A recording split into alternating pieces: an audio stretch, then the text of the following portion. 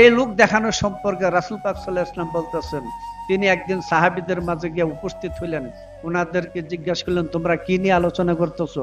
বলল, হুজুর আমরা দজ্জালের ভয়ে অস্থির হয়ে গেলাম। রাসূল বললেন, দজ্জালের চেয়ে ভয়ঙ্কর কি তা আমি বলবো না? তো হুজুর বলেন, যে মানুষকে দেখানোর জন্য নামাজ পড়ে। আর কোরআন এই নামাজীদের জন্য মহা পুরস্কার ঘোষণা করছেন, ফাওয়াইলুল লিল মুসাল্লিন, এই মুসল্লিরা যাবে ওয়াইল দুজকে। কারণ আল্লাহ জিনাহুমান সালাতিহিম সাহুন, এরা নামাজ সম্পর্কে গাফেল, উদাসীন, নামাজ বুঝে নাই, লোক দেখানো। আল্লাহ জিনাহুম ইউরাউন, এটা হলো লোক দেখানো নামাজ, মানুষকে দেখানোর জন্য নামাজ। বুঝা যায় নামাজটা কি এত সোজা? তাহলে লোক দেখানো নামাজ দিতে জায়গা কই? আচ্ছা, শরীয়তের কাবা, আগে বলছি দুইটা জিনিস, শরীয়ত আর তরিকত, জাহির আর বাতিন। জাহিরের কাবা মক্কায় আছে না? তোমার বাতিনি কাবা কই? জাহিরি নামাজের কাবা হলো মক্কায়, আছে না? ওদিকে কাবা কাবলে করতে হয়। এটা কার জন্য? এই কাবা কেবলা, কাবা পরিবর্তনে, কেবলা পরিবর্তনের আয়াতের খবর জানো তোমরা? কোরআনে যে কেবলা পরিবর্তনের আয়াত এসে, আগে ছিল বাইতুল মুকাদ্দাস, 6 মাস নামাজ পড়ছেন রাসূল। পরিবর্তিতে যখন আয়াত নাজিল হলো, তিনি ওইটা ছাইরা বাইতুল্লাহর দিকে, কাবা শরীফের দিকে ফিরে নামাজ পড়লেন, জোহরের 2 রাকাতের দিকে, 2 রাকাতের দিকে। কেবলা পরিবর্তন, হাকিকতে কেবলা পরিবর্তন বুঝো? শরীয়তের কাবা ওইটা, আর হাকিকতের কাবা স্বয়ং তোমার মুর্শিদ। জাহিরি নামাজ যখন পড়ে ওদিকে ফিরা পড়বে নামাজ, কিন্তু সাবধান, তোমার ইমাম তোমার সাথে যেন থাকে। যদি তোমার ইমাম, তোমার কেবলা কাবা তোমার সামনে না থাকে, ওই নামাজে কিন্তু তোমার ওয়াইল নামাজ দুজকে নিয়ে যাবে। ওই নামাজে ওয়াইল দুজকে নিয়ে যাবে।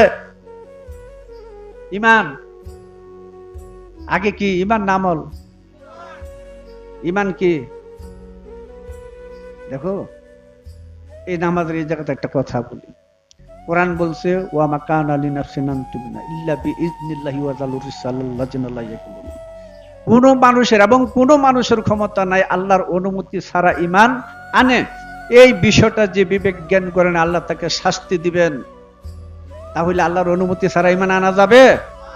যারা যারা মুসলমান, আল্লাহ ঈমানদার দাবি করতেছো, তোমার ঈমানটা একটু দেখাও দেখি। এই মৌলভী সাহেবেরা, তোমরা যে নামাজের ব্যবসা ধরছো, নামাজ তো ভালো জিনিস, তুমি নামাজি হইছো কিনা, তুমি তোমার ঈমান চিনো কিনা, তুমি তোমার ঈমান দেখো কিনা, তুমি আল্লাহর অনুমতি নেই ঈমান আনছো কিনা। আর যদি না থাকো, তো কোরআনে পরিষ্কার ঘোষণা, তোমার শাস্তি দিবেন।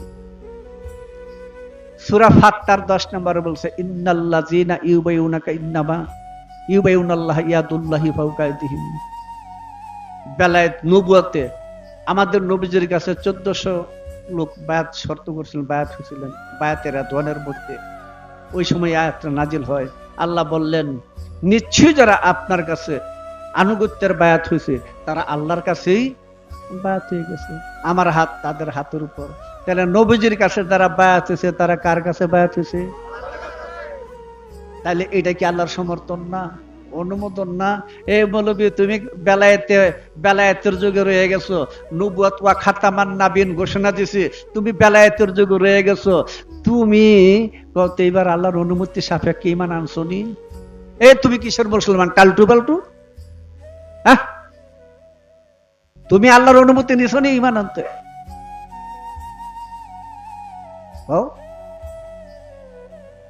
আল্লাহ তো বলছেন, হাবিবের হাতে যে হাত দিছে, কার হাতে দিল? আচ্ছা, বেলায়েতে ওলিয়া মুর্শিদের হাতে যে হাত দিছে, কার হাতে দিছে? আল্লাহর হাতে দিছে। এবার কও, কয়েকজন ইমানদার বাড়ি করো, আঙুলটা উড়াও দিয়ে তোমার ইমানটা কে দেখাও, দেখাও তোমার ইমানটা কি। একটা গোদামিল মার্কা কথা শুনছো, আল্লাহ শুধু নিরাকার। এই ঘোড়ার ডিমের ফেসাল আর কত পারবা? হ্যাঁ, আল্লাহকে শুধু নিরাকার যারা করে কাফের হয়ে যাবে। কারণ কোরআন বলছেন, আমি 4টা আকসামি আছি, 4টা আকসামি আছি, ওয়াল আউয়াল ওয়াল আখির ওয়াল জাহির ওয়াল বাতিন। সূরা হাতির 3 নম্বর আয়াত। আমি জাহিরি, আমি আদিতে ছিলাম, শেষও থাকবো, প্রকাশ্য আছি, বাতিনেও আছি, সর্বকিছুতে আল্লাহ আছেন। তুমি শুধু নিরাকার বললা, কোন কারণে কও? হ্যাঁ, কি করে তুমি শুধু নিরাকার ডুবেছো? নিরাকার হলো আল্লাহ অদৃশ্য নূর, দৃশ্যের মধ্যে আসতে যাইয়া মাঝখানে একটা পথ আছে, সেইখানে তার নাম ধরছে নিরাকার। এই দৃশ্য জগতে আসতে যাইয়া, রূপের জগতে আল্লাহ আসতে যাইয়া তিনি মধ্য একটা নিরাকার রূপ ধরছেন, এটা পার হইয়া আসছেন। তিনি কোথায় আছেন? প্রকাশ্যে আছেন। দেখো না কেন? তোমার চোখ নাই। চোখ নাই কেন? তোমার ঈমান নাই। ঈমান নাই কেন? তুমি এজিদের ধর্ম গ্রহণ করছো। যদি নবীর ধর্ম গ্রহণ করতে তো তোমার ঈমান থাকতো সামনে, তুমি চোখে ঈমানকে দেখে এমন আমল করতে। আমল তোমার শূন্য হয়ে যাবে যদি তোমার ঈমান ঠিক না থাকে, যাবে না? হ্যাঁ, আচ্ছা, তুমি কারে বিশ্বাস করো? আল্লাহর। কে? কি আল্লাহ? কোথায় আল্লাহ? আল্লাহ কি শুধু একটা নাম, না কিছু আছে? হ্যাঁ, এই কি পাগলের তাফসীর রে? কি বলে? আল্লাহ তো শুধু নাম না, একটা কিছুর তো নাম হয়। কি বিষয়টার নাম আল্লাহ? আলিফ লাম লাম হা, চারটা অক্ষর তুমি সিনা দেখো, আল্লাহ সামনে হাজির। তাই কইছে লা সালাতা ইল্লা বিহুজরি কালব, লা সালাতা, নাই কোন সালাত, ইল্লা ব্যতীত, হুজরি কালব, আল্লাহকে হাজির নাজির দেখা ব্যতীত নামাজ নাই। কি কইছে বুঝা যায়? আল্লাহকে হাজির নাজির দেখা ছাড়া নামাজ নাই। লা সালাতা ইল্লা বিহুজরি কালব। তুমি কেমন নামাজ পড়তেছো? আমি তো বললাম, আচ্ছা মৌলবীর সামনে যখন আমি নামাজে দাঁড়াইছি, কি বললাম? একটাইতুল বেহাজাল। কার উপরে দায়িত্ব দিলাম? ইমাম কার উপরে দিছে? এ আর কথা নাই না, হ্যাঁ নিজে আল্লাহ। তাহলে হ্যাঁ কার উপরে দায়িত্ব দিছে? আমরা তো মুক্তাদির সাইরা দিলাম, একটাইতুল বেহাজাল। ইমাম গেল, ইমামে কি কইছে? একই, একটাইতুল বেজাল।